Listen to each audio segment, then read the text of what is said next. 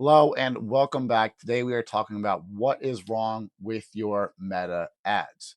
So before we get into it, this is specifically going to cover martial art gyms that are using the lead objective for their ads.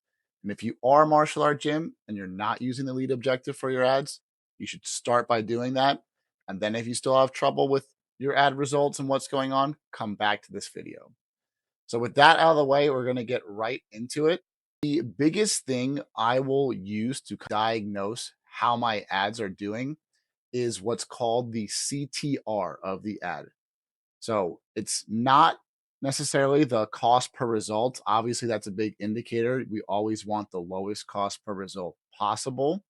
But if you're trying to lower that cost per result and you're not understanding why it's not going down, or you're having a high cost per result, high cost per lead, you need to look at your CTR.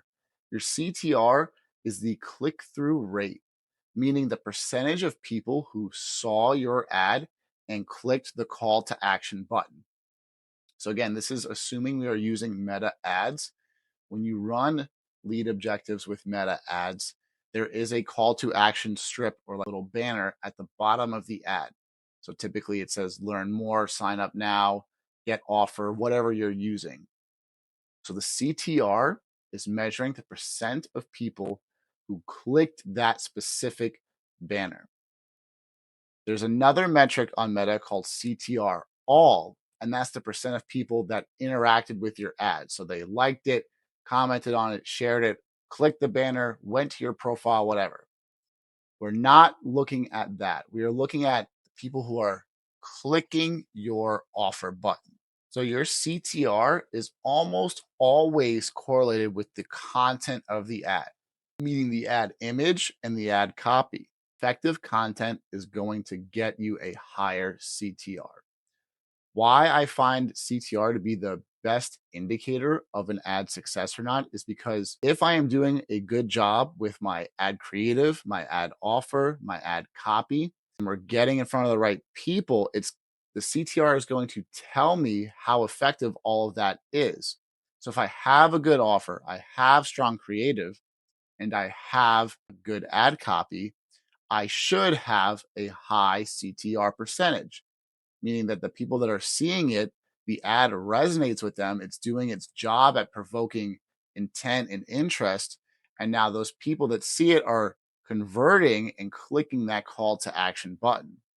So if I have a really low CTR percentage, it usually indicates there's something wrong with my actual ad creative, whether the image, video, or copy, or my offer. So if I have strong copy, strong creative, strong offer, I typically have good CTR.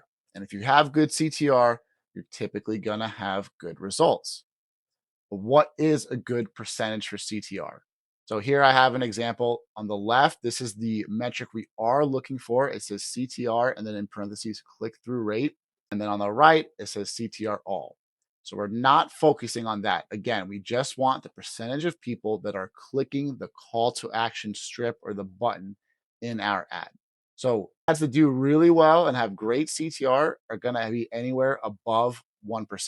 So 1% and up, your ad is killing it in the terms of the content. You nailed your content, you nailed the copy, you nailed the offer.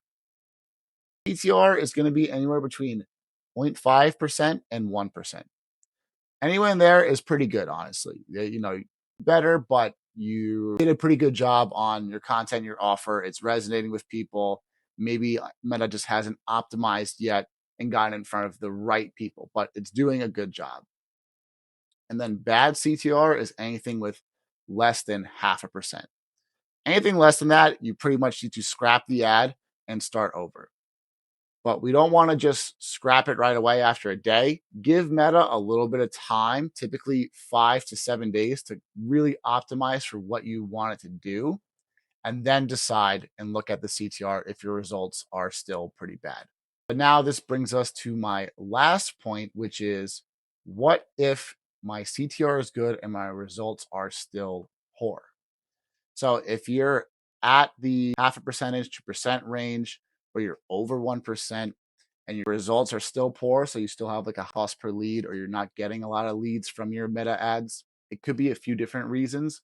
The first could be ad fatigue, meaning you've been running these ads for so long now that pretty much Meta has worked through everybody in the area it thinks it would be interested in it. It's shown them the ad and your different variations of the ad multiple times, and now it's just gone stale. So it could still result in people clicking the offer or being interested in the offer, but they've just seen it so many times. So that's one thing that could happen. You need to look at is how long you've been running the ad and the frequency it's gotten in front of people. Another reason you could have good CTR and still be getting poor results is you aren't advertising to the right area or to the right age demographic.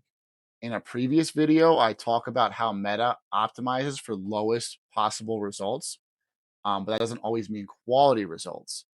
So CTRs are typically higher in older and younger people because they see something, it's new to them, they click on it. Older people, my guess would be that they can't see the screen that well and they accidentally click. My experience, if I don't limit the age to my specific demographic, which is like 25 to 45, I might have really good CTRs. I might even have good cost per result. But when I actually look at the breakdown of where those results are coming from and where those CTRs are coming from, it's almost always coming from the 65 and up category.